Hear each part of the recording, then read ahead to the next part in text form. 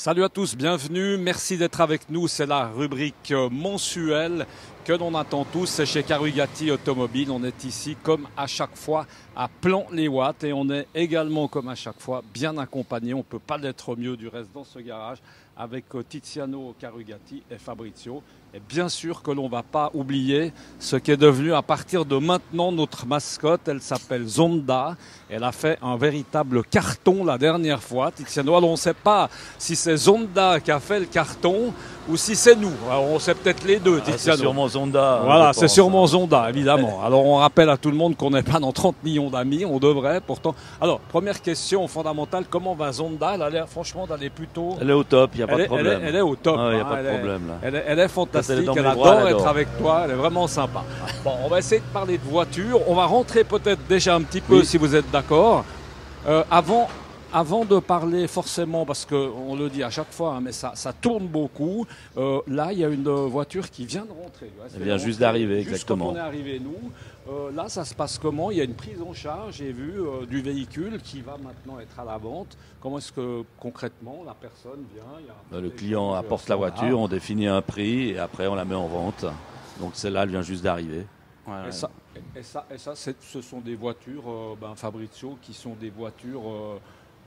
recherché, ça devient très recherché. Pendant longtemps, elles étaient à des prix raisonnables, entre guillemets, mais là, elles ont bien monté. Les Diablo, c'est devenu un modèle qui a la cote en ce moment et qui a bien monté en un an et demi. Et puis là, Tiziano, c'est peut-être intéressant de savoir, qu'est-ce qui fait que cette personne, tout d'un coup, vendre sa voiture? C'est quoi? Il en veut une autre? Il a besoin d'argent? Non. Il arrive, l'autre jour, il l'a utilisé. Il m'a dit tout à l'heure qu'il a eu mal au dos. Et puis voilà, c'est pour ça que je dis souvent, il faut profiter quand on peut. Parce que des fois, même si on a l'argent, on peut peut-être même plus utiliser les voitures. Donc c'est un peu ce qui arrive avec plusieurs clients d'ailleurs. Il faut aller un peu vers du plus confortable. Oui. On va juste parler comme ça parce que j'ai vu que vous étiez très présent comme d'habitude sur les réseaux sociaux. Là, vous avez fait une petite virée en famille, un peu chacun de son côté. Fabrizio, toi du reste, t'as le magnifique t-shirt là, Elon Villard. L'occasion peut-être d'en parler de cette course mythique, parce que c'est un événement qui est assez sympathique, pas trop formel. C'est l'ancienne course de côte de Longvillard, donc c'est une course je crois qui a commencé dans les années 50, qui s'est terminée en 71.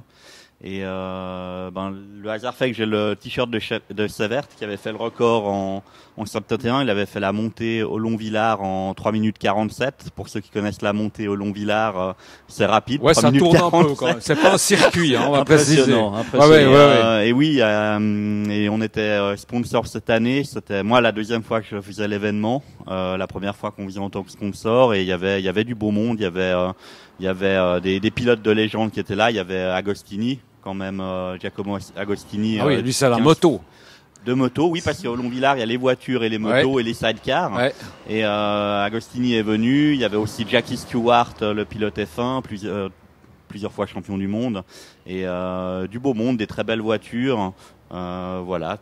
Et là, alors Tiziano, le but. Alors là, par contre, on monte tranquille, si je puis dire. Le but n'est pas de mettre la Ferrari Dino qui est là en travers à chaque virage. Non, c'est vraiment, et on espère ne jamais avoir d'accident, parce qu'évidemment, vu la poussée anti-voiture actuelle, il vaudrait mieux pas avoir des problèmes. Et c'est assez incroyable d'arriver à organiser cette course encore aujourd'hui avec les anti-voitures qu'il y a. C'est important, Fabrizio, de se faire voir dans ce type comme ça d'événement. Là, on sort un peu du contexte, mais on va revenir dans les voitures. Enfin, on est toujours dans les voitures. C'est important, au niveau relationnel, etc. On voit des gens. Là, on arrive aussi à faire des très très bons contacts, rencontrer des gens qu'on connaît déjà depuis quelques années, donc très sympa. Ouais. Important. Et puis entre les montées, il y a beaucoup d'attentes en pré-grille, donc les pilotes discutent entre eux, donc on revoit des connaissances, on en fait de nouvelles. C'est du relationnel détendu. Bien sûr. Pendant qu'on y est, Tiziano, toi, tu as un petit agenda sympathique qui t'attend. Oui, moi, je dois aller faire un rallye dans le sud de l'Espagne.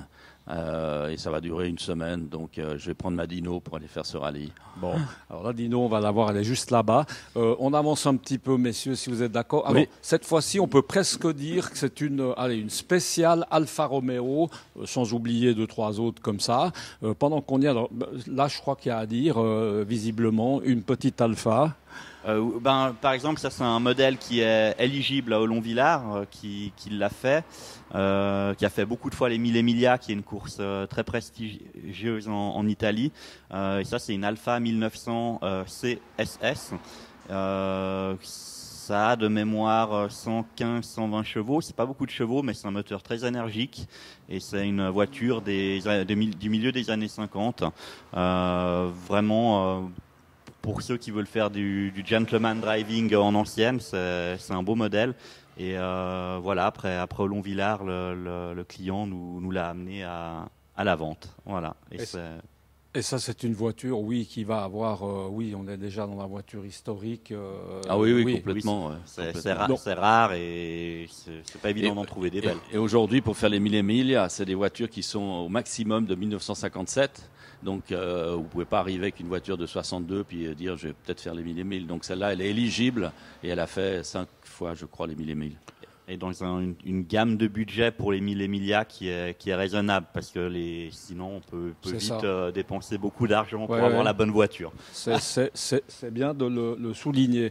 Alors là, on est un peu entouré d'Alfa Romeo. Je vous laisse nous commenter. Il y a celle-ci, il y aura celle d'en face. Allez-y, faites-vous plaisir. Alors ça, c'est la Giulietta 1300 Sprint. Alors les différences sont très subtiles. Ça, c'est la Sprint, qui a une sorte de petit blanc bleuté. Et après, on a la Sprint Veloce là-bas qui est en blanc. La différence, c'est un peu plus de chevaux pour la Veloce, qui est le moteur supérieur. Voilà. Ça, c'est des couleurs d'origine. Oui, c'est vraiment des couleurs de l'époque. Hein, ouais, absolument. Ça, c'est plus trop comme couleur, mais c'est sympa comme tout. Ouais. Voilà. Donc là, on a déjà bougé un petit peu. On est obligé de marquer le pas et puis s'intéresser quand même à cette voiture mythique. Ouais, alors ça, c'est ma Dino, donc voilà, c'est celle que j'utilise pour faire les rallyes et puis les sorties en général avec les voitures anciennes. Qui va partir en Espagne aussi pendant qu'on y est. Et je dois aller aussi au Mât du Clos parce qu'ils ont ouvert le circuit du Mât du Clos. Et je vais faire rouler ma Dino là-bas. Et comme on le dit souvent, toi qui as évidemment l'embarras du choix, hein, je crois qu'on l'aura compris, qu'est-ce qui fait que en fait, ton choix pour ce type d'événement se porte sur cette Dino, par exemple? La Dino, je trouve qu'elle a une ligne sensuelle, quoi. C'est une voiture incroyable. Et ça a été la première Ferrari à moteur central arrière. C'était vraiment l'arrière-grand-mère de toutes les Ferrari actuelles, 8 cylindres, moteur arrière. Donc c'était vraiment la première. Et le moteur avait été fait par le fils de Dino Ferrari. Et puis elle a une ligne, on s'en lasse pas. Moi, je la connais aussi, très particulière. Intemporelle pour moi.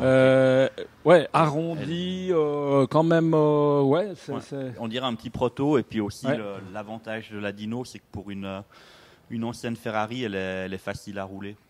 C'est léger, c'est agréable, c'est pas compliqué. Ouais, c'est ça. Je crois que c'est ça. C'est ça. Alors là, il y a encore. Là, on a une Alfa 2000 une petite cabriolet, Alpha, qui est une voiture, je dirais, idéale pour quelqu'un qui veut commencer dans la voiture de collection, pouvoir faire des rallyes historiques. Car avec moins de 30 000 francs, on a une superbe petite voiture qui marche très très très bien et qui a une ligne, je trouve, très sympa aussi. Donc voilà, il faut pas avoir non plus des centaines de milliers de francs pour aller faire des rallyes ou s'inscrire avec des voitures historiques. Alors on le voit effectivement, il y a encore, là caché, on a un peu fait le tour peut-être avec les Alpha, messieurs. Oui, les Alpha, il y en a encore une là derrière. Encore une, allons-y, alors très bien. C'est plus la familiale. Ouais. Là, on a une petite Testarossa sympa, dans un état super aussi. Au passage. C'est vrai qu'on a tendance à oublier les petites Testarossa qui traînent. Qui est magnifique d'ailleurs, et qui est une voiture aussi très mythique de Ferrari. Ouais, ça fait aussi partie des belles. Enfin, il n'y en a pas beaucoup de moches chez Ferrari. Non, c'est vrai, mais ça c'était un mythe. Mais c'est vrai que les deux là, c'est quand même quelque chose. On est d'accord. Tout à fait. Alors celle-là, ok. Alors là, c'est une TI. Une TI, donc ça c'est plus la berline familiale, beaucoup moins sportive que les familiale, il faut pas avoir des jumeaux et un grand garçon. Non, mais pour l'époque, c'était une belle familiale. Parce qu'il y avait des petites. Mon père en avait une à l'époque et on allait en Italie quand on faisait les voyages, quand il n'y avait même pas toutes ces autoroutes et on roulait dans cette voiture. Le même modèle. Et pardon, mais alors vous étiez du coup combien? Il y avait on était 5 voitures avec les bagages et tout ça et on allait Mais les bagages, vous preniez une brosse à dents et puis... non, à l'époque, on avait peut-être moins qu'aujourd'hui. On avait moins de besoins et de demandes, mais là, c'était une voiture très sympa, quoi. J'allais dire un truc très méchant, j'allais dire faut pas qu'il y ait beaucoup de femmes parce qu'on sait que les femmes, elles prennent nécessairement, évidemment, 14 valises pour partir 3 jours, donc là, c'était juste pas possible. Et ça, c'est toujours d'actualité, oui. On la vend... Qui va acheter une voiture comme des ça? passionnés Alfa Romeo, il y en a beaucoup dans le monde, donc c'est une voiture qui est très intéressante aussi à collectionner. Pour des budgets raisonnables aussi, voilà. C'est ça. Si on veut rentrer dans la collection sans trop dépenser. Se mettre dans le coup comme ça. Et puis l'avantage de ces petites voitures anciennes, c'est que ça attire souvent la sympathie en ville. Les gens aiment bien. On a une image plus passe-partout que si on arrive avec une grosse Ferrari moderne. Ouais, puis ce qui est amusant, Tiziano, c'est que quand tu partais en vacances avec celle-ci, vous n'aviez pas remarqué du tout parce qu'il y en avait plein, forcément. Non, mais à l'époque, Alfa Romeo, pardon, était vraiment une voiture, une marque, je dirais prestigieuse. Déjà. Donc quand on avait une Alfa, pas tout le monde en avait une. Quoi. Ouais, exactement. D'accord. Plus prestigieux qu'une Fiat, c'est déjà la gamme au-dessus. Parce qu'aujourd'hui, ce qui est marrant, c'est que si on veut faire sensation, effectivement, on la prend, on descend en ville, tout le monde la regarde. Oui, parce que c'est vraiment une voiture qui attire avec les moustaches devant, comme elles avaient vraiment. C'est vraiment une très très belle voiture. Et puis toujours d'une couleur qu'on retrouve plus, qui est assez sympathique comme ça, qui est assez reposante, qui est bien. Absolument. Que chez Carugati, on est fourni en citadine, entre la petite Alfa, les 3 Mini, les Fiat cabriolets quand il fait beau, et voir la 2 chevaux. La 2 chevaux, c'est une bonne citadine aussi. Voilà. Je crois qu'on peut dire que vous êtes fourni un peu en tout, si je peux me permettre. Donc voilà, une petite 2 chevaux derrière. On essaye d'avoir une gamme assez large justement pour tout le monde. Très diversifiée. Écoutez, messieurs, merci beaucoup une nouvelle fois. Merci à Zonda d'avoir été toujours extrêmement sage, le moins qu'on puisse dire. En tout cas, prend pas beaucoup de place et puis elle fait pas beaucoup de bruit. Elle aime bien Léon Dino, Zonda, ça va? Elle adore la Dino. C'est sa préférée aussi. Elle adore. Bon, tant mieux. Merci beaucoup en tout cas à vous de nous avoir suivis. On se réjouit de vous retrouver le mois prochain évidemment et vous l'aurez compris avec toujours Zonda en pleine forme et surtout mon ami Tiziano et Fabrizio Carugati. À très bientôt. Ciao.